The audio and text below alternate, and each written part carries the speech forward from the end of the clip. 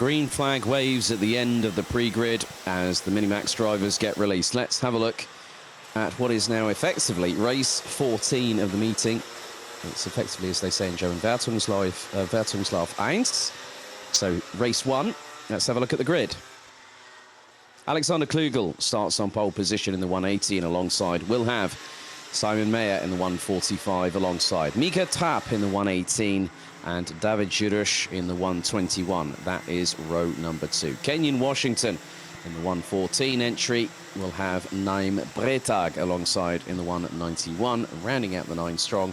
It is Devin Leon Ukar in the 153, Matthias Schulte in the 150, and the 104 of Ramona Hummel bringing up the rear of the grid as they have now completed their sighting lap. They go on to their official formation lap ahead of 9 minutes plus 1 lap of racing here at Wackersdorf.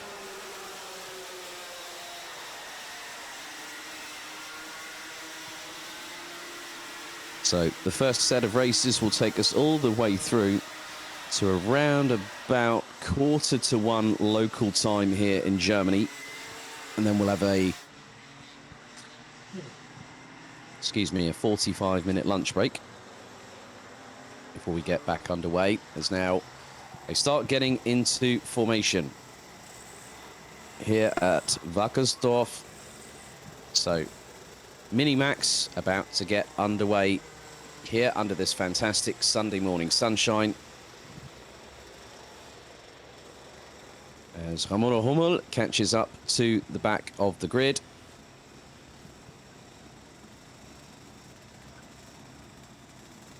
So 9 drivers, 4.5 rows, 9 minutes plus an additional lap as we wait with bated breath. Who's going to take first blood in Minimax here today? Will it be Alexander Klugel? Will it be Simon Mayer? We are seconds away from finding out, as now they go into the final couple of corners. They slow to a crawl and just prime themselves. Now the mind games in Minimax well and truly begin here at the circuit. As they come out of the final corner, into the tram lines we go. Revs rise. Are we ready? Are we steady? Lights are out. They're off and racing. And a good start by Alexander Klugel. Little bit of a bump over the curbs for Simon Mayer, and he's being swarmed all over behind. The likes of David Jurush has just gotten up to P3. Off that great start, Mika Trapp, Kenyon Washington, now having to fight for 5th place. And right behind him, he's got Naim Bretag in the 191, and then also Matthias Schulte has got past Devin Leon Ukar in the 153 on the start phase. So the first 30 seconds of the race, very much highly charged, but it was just the loss of momentum that nearly gave everyone an opportunity to get past Simon Mayer, as there goes Mika Trapp past David Jurush, and there is Kenyon Washington waiting to pick up the pieces, and up the inside goes the 114, and he gets the job done. But here comes the counter-attack from Jurush, going over the bump into the final couple of corners, and they're losing a bit of time. There's Naim Bretag looking to the right-hand side of Washington. Across the stripe they go. So Klugel now has a lead of just over 0.3 of a second, as Mika Trapp, David Jurush, Kenyon Washington, Naim Bretag, and now here comes Matthias Schulte. And that is from 4th to what is effectively 7th position on the road. And you can just see how hard they are pushing. Make that 3rd to 7th on the road, and now they're starting to break away a little bit from Matthias Schulte, but Schulte is keeping with them. Washington looking up the inside of Jurush, but Jurush puts the door stops on, and that allows Naim Bretag to sweep one way, then the other behind Washington. So Washington coming under salvo fire, and Naim Bretag looking up the inside, going into the final couple of corners. The 191 looks to have got the job done, and here comes Matthias Schulte. So Kenyon Washington drops from 5th to 7th at the drop of a hat, and now he's got to start fighting his way through. A difficult first race of the day for the 114, originally based out of the United States, but now based over here in Germany.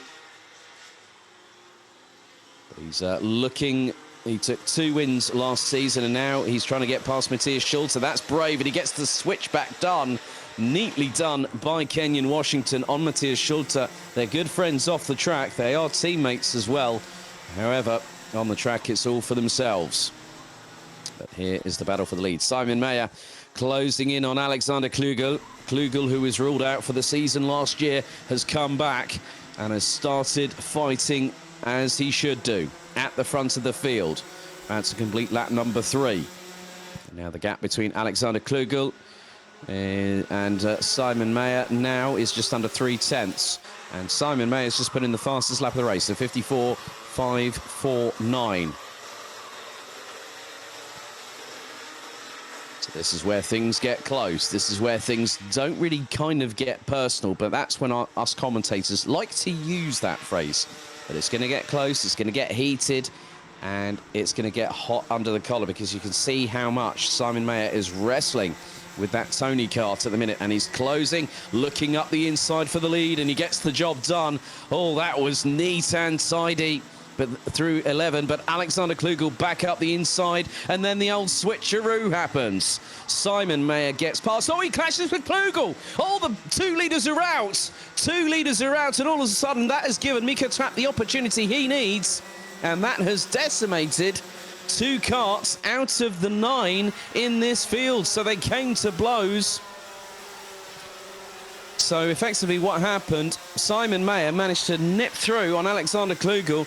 Klugel retook the lead on turn 12, and then all of a sudden it was a drag race, and they went to turn in, they clashed.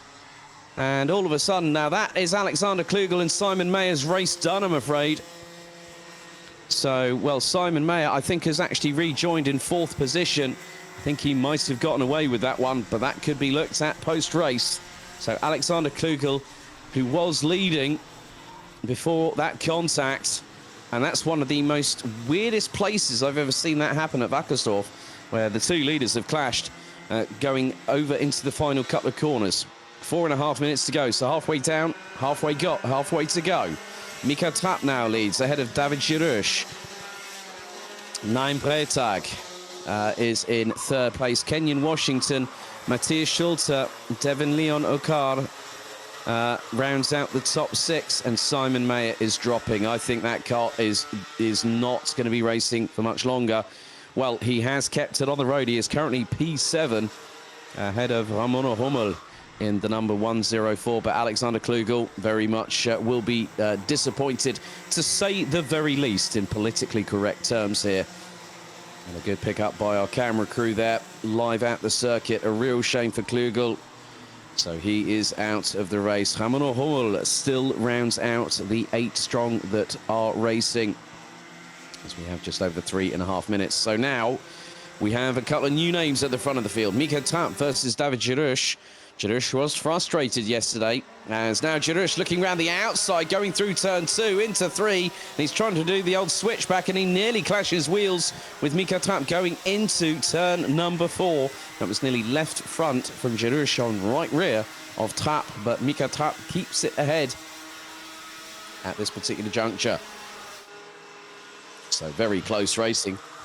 And there is Simon Mayer down in 7th position. He's still racing, but I think he's racing with a very, very wounded kart. That will be not up to speed, and I've just had a look at his previous lap time of 54.3. Well, he's not that far off the pace, but I wonder if he's feeling the after effects of that, because that was a bit of a hit there. But now, here are the leaders once again. Trapp versus Girouche. Girouche in the slipstream.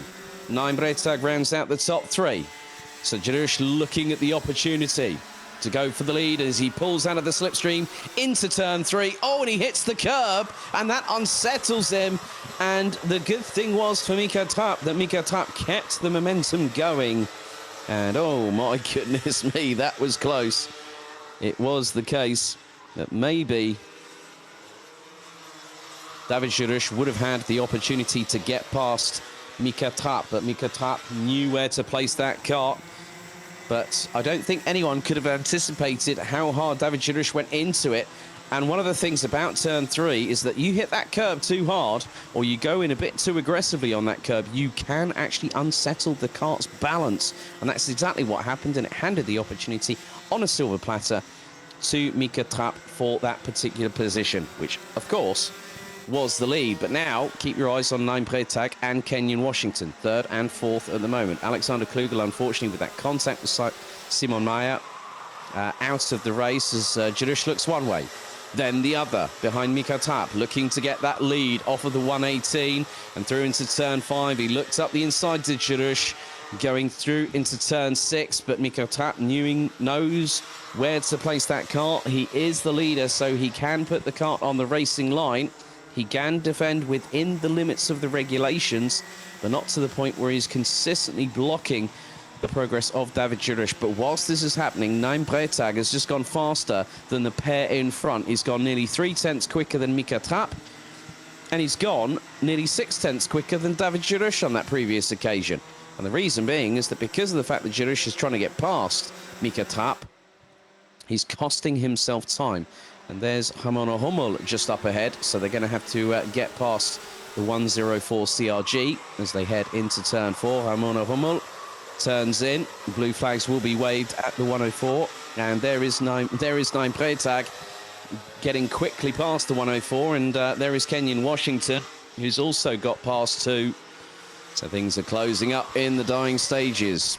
Top 3 covered by just over 9/10 of a second, as we have 15 on the clock remaining here in this race.